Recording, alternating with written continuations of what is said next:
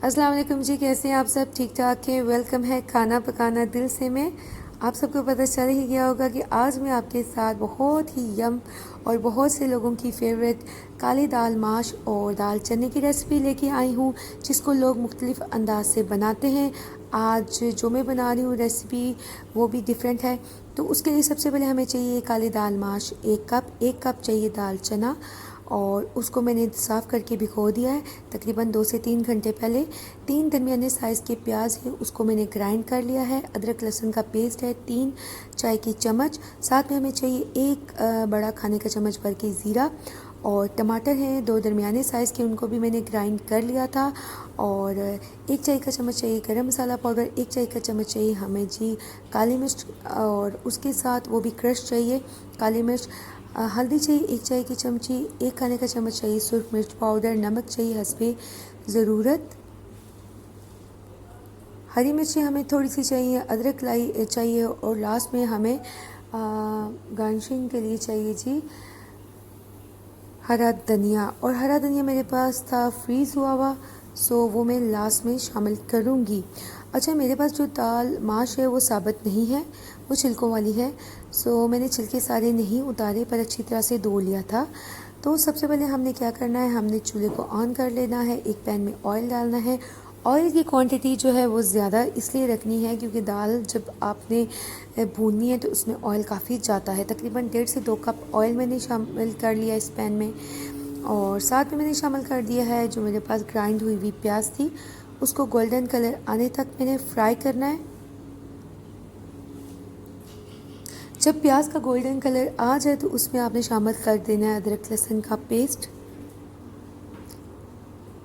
3 चाय की चम्मच, और फिर से आपने चम्मच चलाना है।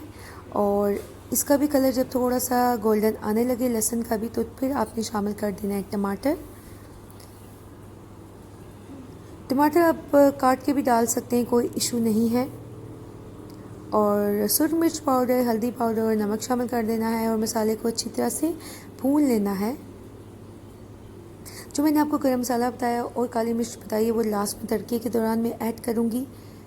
आप देख लें कि मैं मसाले को अच्छी तरह से भून रही हूँ। जब मसाला अच्छी तरह से भून जाए तो उसके बाद आपने शामिल कर लेनी है जो पहले से आपके पास धुली हुई दाल थी। पानी निकाल लेना है आपने, और फिर दाल को शामिल करके मसाले में अच्छी तरह से भुनाई करनी है।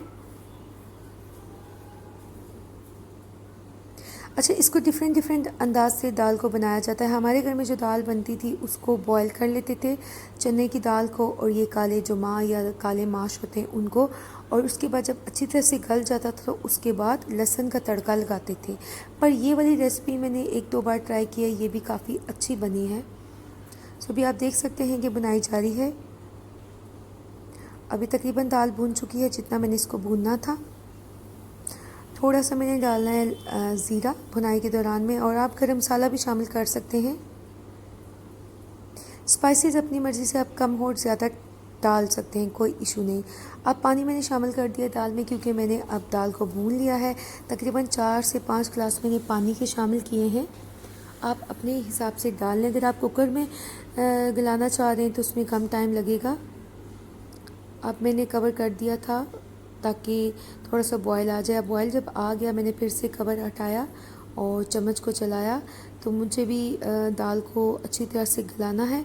और मैंने बाद में 1 से 2 कप और पानी के शामिल किए थे क्योंकि दाल जो है ना वो खड़ी खड़ी है, मुझे मज़े की नहीं लगती। इसको थोड़ा सा ना वो कहते हैं यकजान होना चाहिए, बहुत ज़्यादा गला भी नहीं होना चाहिए और बहुत ज़्यादा खड़ा नहीं होना चाहिए। और अभी आप देख लें, जब मैंने पानी दोबारा से डाल के कवर करने के लिए रखा था तो उसके बाद फिर दोबारा जब मैंने चेक किया, अच्छी तरह से बॉयल आ गई और दाल अच्छी तरह से यकजान होगी, गल गई, और जितना मुझे चाहिए थी कंसिस्टेंसी उस हिसाब से बिल्कुल परफेक्ट है।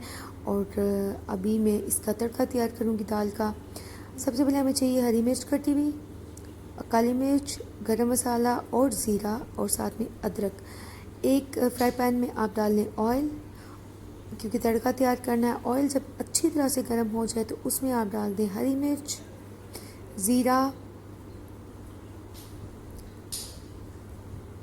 اب زیرہ جب میں ڈال لوں گی تھوڑی سی مطلب 1 منٹ تک آپ اس کو تھوڑا سا فرائی کریں. اس کے بعد گرم گرم آئل میں آپ نے ڈال دینا ہے دال کو, اور خیال رکھنا ہے کہ جب آپ نے تڑکا اس کو لگاتے ہیں دال کو تو کافی سارے آگے پیچھے چھینٹے اڑتے ہیں اور تھوڑا سا میسی سا بھی لگتا ہے, جو کہ بعد میں نے اس کو کلین کر لیا تھا, لیکن احتیاط کرنی ہے کہ کہیں چھینٹے آپ کے ہاتھ پہ یا کپڑوں پہ نہ گریں. اب لاسٹ میں نے شامل کر دیا گرم مسالہ پاؤڈر اور کالی مرچ. کالی مرچ جو ہے وہ میرے پاس کرشڈ ہے, آپ کے پاس اگر پاؤڈر میں ہے تو آپ وہ ڈال سکتے ہیں.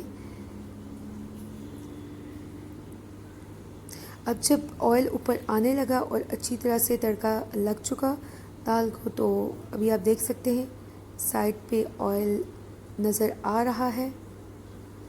اور لے جی اب دال بالکل تیار ہے. میں نے ڈش آؤٹ کر دی تھی, اوپر سے ڈالا تھوڑا سا بٹر, اور بہت مزے کی بنی. بچوں نے اسپیشلی بہت پسند کی.